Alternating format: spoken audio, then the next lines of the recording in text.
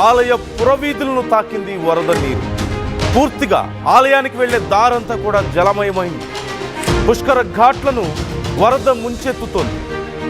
3 లాడ్జులు జల దిగ్బంధంలో చిక్కుకున్నట్లుగా తెలుస్తోంది. 9 కుటుంబాలు ఈ వరదలో చిక్కుకుపోయాయి. ఇప్పటికే బాధితులకు పోలీసులు ఆహారం అందించి సహాయక చర్యలు చేపడుతున్నట్లుగా తెలుస్తోంది. ఇంత ఉధృతంగా గోదావరి ప్రవహిస్తున్న నేపథ్యంలో అధికారులు జాగ్రత్తగా ఉండాలంటూ సూచిస్తున్నారు. ఈ వరదల్లో చిక్కుకున్న వాళ్ళను బయటకు తీసుకొచ్చే ప్రయత్నాలు చేస్తున్నారు. పూర్తిగా బాసర ఆలయ పురవీధులన్నీ కూడా వరద నీటితో నిండిపోయినట్లుగా తెలుస్తోంది. ఈ అంశానికి సంబంధించి మనం చూస్తున్నాం, స్క్రీన్లో మీరు క్లియర్గా చూడొచ్చు. అధికారుల సహాయక చర్యలు మీరు చూస్తున్నారు. బోట్లు వేసుకొని వెళ్ళి లోపలికి బోట్స్ సహాయంతో వెళ్ళి అక్కడ ఉన్న వాళ్ళకి ఆహార పొట్లాలు అందించడం కానీ, లేదంటే అక్కడ ఉన్న వాళ్ళని బయటికి తీసుకొస్తున్నటువంటి తీరు కూడా మనకు కనిపిస్తుంది. పూర్తిగా ఆ ప్రాంతం అంతా కూడా ఏదో నది ప్రవహిస్తుందా అన్నట్లుగా కనిపిస్తుంది. అన్ని పొలాలు, వీధులు అన్నీ పూర్తిగా మునిగిపోయాయి. అలాగే గ్రౌండ్ ఫ్లోర్ అంతా కూడా ఈ సెల్లార్స్, షాపింగ్ మాల్, ఈ షాపింగ్కి లేదంటే అపార్ట్మెంట్స్కి ఉండేటువంటి ఈ సెల్లార్స్ అన్నీ కూడా, కార్ పార్కింగ్ ఉండేటువంటి సెల్లార్స్ అన్నీ కూడా పూర్తిగా వాటర్తో నిండిపోవడం వల్ల కార్స్ అన్నీ కూడా లోపల ఇరుక్కుపోతున్నటువంటి పరిస్థితి మనం చూస్తూనే ఉన్నాం.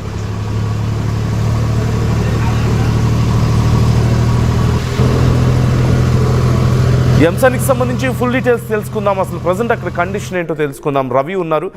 రవి, ప్రజెంట్ అక్కడ పరిస్థితి ఎలా ఉంది? ఆ ప్రాంతం అంతా కూడా బాసర పురవీధులన్నీ కూడా పూర్తిగా వరద నీటితో నిండిపోయినట్లుగా తెలుస్తోంది. మనకు క్లియర్గా కనిపిస్తుంది విజువల్స్లో కూడా. అధికారులు ఏం చర్యలు తీసుకుంటున్నారు? ఎస్ నందు, క్లౌడ్ బరస్ట్ ఎఫెక్ట్ ఏదైతుందో అది విపరీతంగా ఉందని చెప్పుకోవచ్చు. ప్రధానంగా బాసర గోదావరి వరద విలయ తాండవం చేస్తుందని చెప్పుకోవచ్చు.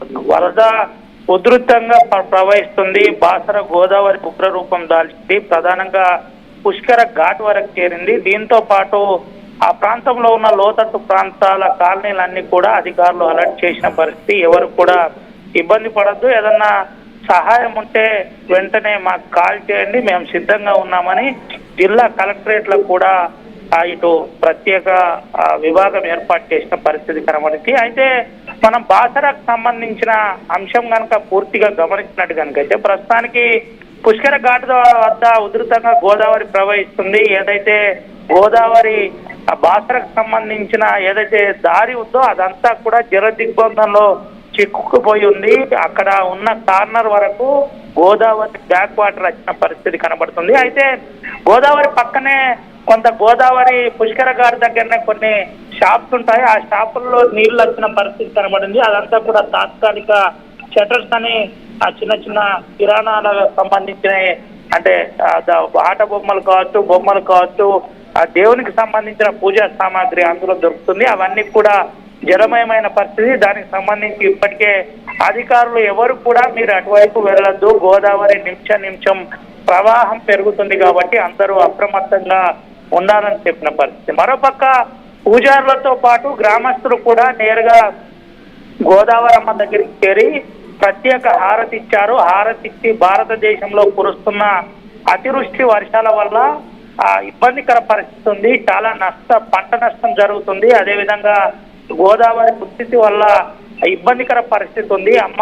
శాంతించాలని హారతిచ్చిన పరిస్థితి. శాంతించాలని హారతిచ్చిన అనంతరం కొంత మాట్లాడే ప్రయత్నం చేశారు. అదేవిధంగా ఎక్కడైతే ఇబ్బందికర పరిస్థితి ఉందో, ఇబ్బందికర పరిస్థితి ఉన్న కాడ ఎక్కడైతే బీజాక్షరాల ఘాట్ ఉందో అక్కడ ఆ ప్రాంతంలో కొంత ఎక్కువగా వరద ప్రవహిస్తున్న పరిస్థితి. ఎక్కువ వరద ప్రవాహం ఉన్న ప్రాంతాల్లో నేరుగా జిల్లా ఎస్పీతో పాటు అధికారులు ట్రాక్టర్ సాయంతో లోపలికి వెళ్ళిన పరిస్థితి. జిల్లా ఎస్పీ లోపలికి వెళ్ళి వాస్తవికాలు ఏ విధంగా ఉంది, ఎంత మేరకు ఈ ఫ్లో ఉంది, అసలు చుట్టుపక్కల పరిస్థితి ఏంటి అని పర్యవేక్షిస్తున్న పరిస్థితి కనబడుతుంది. ఎక్కడైనా ఇబ్బంది ఉంటే వెంటనే సహాయక చర్యలు చేపట్టడానికి మేము సిద్ధంగా ఉన్నామని చెబుతున్న పరిస్థితి కనబడుతుంది. అక్కడే ఉన్న శివాలయం అంతా కూడా ఆ జల దిగ్బంధంలో ఉందని చెప్పుకోవచ్చు.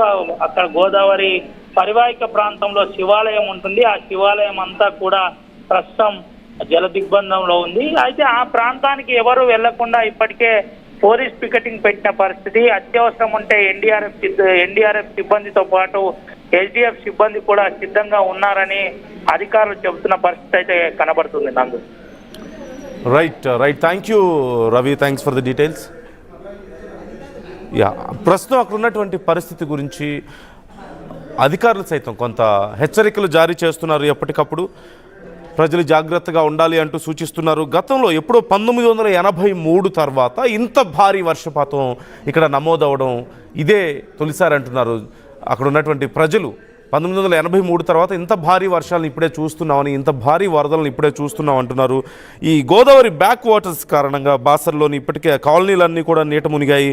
లోతట్టు ప్రాంతాలైనటువంటి హరిహర కాటేజ్లో 10 మందిని అధికారులు సేవ్ చేసి, అక్కడ చిక్కుకున్న వాళ్ళని సేవ్ చేసి అలాగే సురక్షిత ప్రాంతాలకు తరలించారు. ఆ స్థానికంగా ఉన్నటువంటి గ్రామస్తులను కూడా.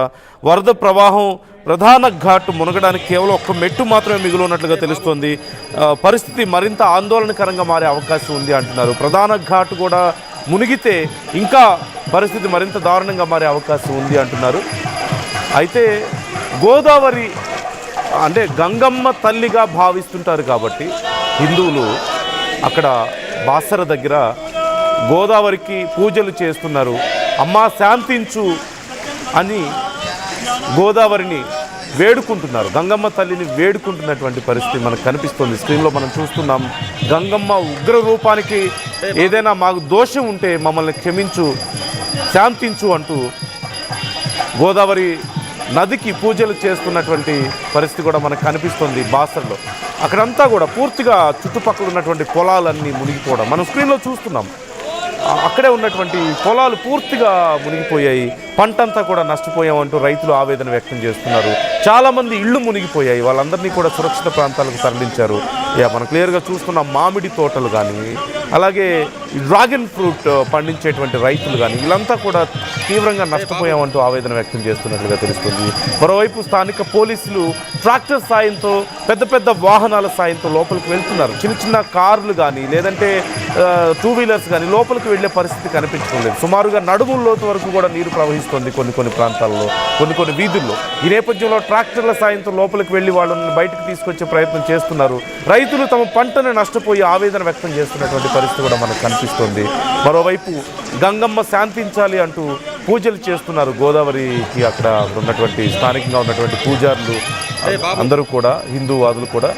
ఈ నేపథ్యంలో అక్కడ పోలీసులు అసలు ఏమంటున్నారు, ఎలాంటి జాగ్రత్తలు తీసుకోవాలని సూచిస్తున్నారు, పోలీసులు ఏమంటున్నారు ఒకసారి.